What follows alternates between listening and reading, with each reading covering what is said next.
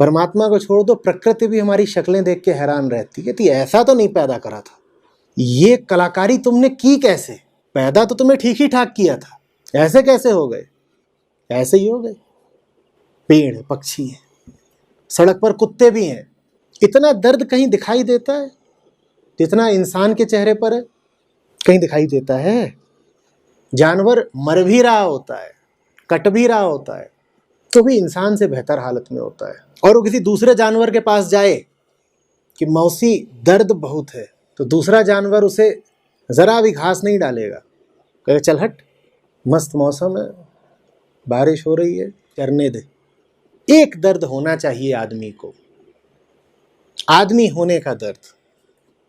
वो दर्द हमें पता चलता नहीं, उसको वियोग कहते हैं।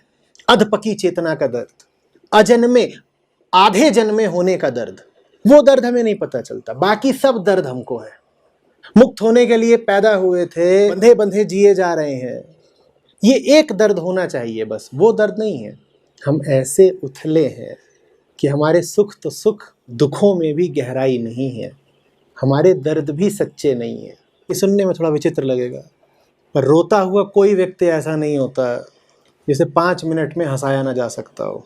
हमारे आंसुओं में भी कोई सातत्य नहीं होता। जिन्होंने ये बात जान ली, अब वो दुनिया को और दुनिया वालों के दुख को गंभीरता से कैसे लें? बोलो। कोई रो रहा है, हाय हाय हाय हाय हाय, 5 लाख का नुकसान हो गया, उसे 10 लाख का चेक दिखा दो, कहाँ गए आंसू? 10 लाख में नहीं मान रहा, 20 का दिखा दो। और सुनने में विचित्र लगेगा, शायद विरोध और इनकार करना चाहोगे, पर कोई रो रहा है, हाय हाय हाय हाय, पत्नी मर गई, उसको तत्काल किसी सौंदर्य लक्ष्मी के दर्शन करा दो, ये आपसे विवाह करने को तैयार है, इसी वक्त आंसू थम जाएंगे। नहीं थम रहे आंसू, और खूबसूरत और ज्यादा उत्तेजक कामिनी ले आओ, आंसू थम जाएंगे। अभी भी नहीं थम रहे, और कोई ले आओ जो और ज्यादा उत्तेजक हो, और ज्यादा मनोरंजक हो, और ज्यादा मनभावन हो, आंसू थम जाएंगे। क्योंकि खेल तो पदार्थ का ही है ना। आंसुओं में भी कहाँ सच्चाई है? कैसे उन्हें गंभीरता से ले रहे हो? क्यों उन्हें इतना महत्व दे रहे हो कि किसी के सामने प्रकट भी करना है?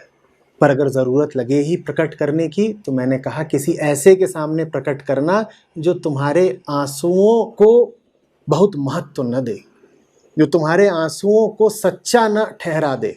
जो दुख को सच्चा मान रहा है, याद रखना, वो फिर सुख को भी सच्चा मानेगा। जिसे दुख बहुत बुरा लग रहा है, वो फिर सुख की और प्रसन्नता की ओर दौड़ेगा। और सुख और प्रसन्नता अपने आप में बहुत बड़ा बंधन है।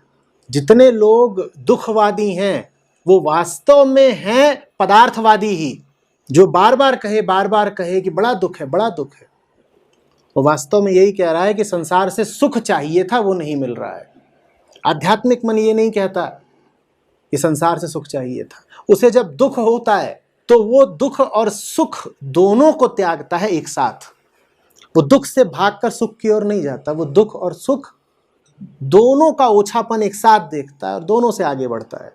दुख सबको आते हैं, पर ये 2 तरह के प्रतिकार होते हैं दुख के, उनका अंतर समझ लीजिएगा। साधारण संसारी क्या प्रतिक्रिया देता है दुख को? दुख आया तो सुख की ओर भागेगा, दुख का निरोध करेगा सुख की ओर बढ़ के।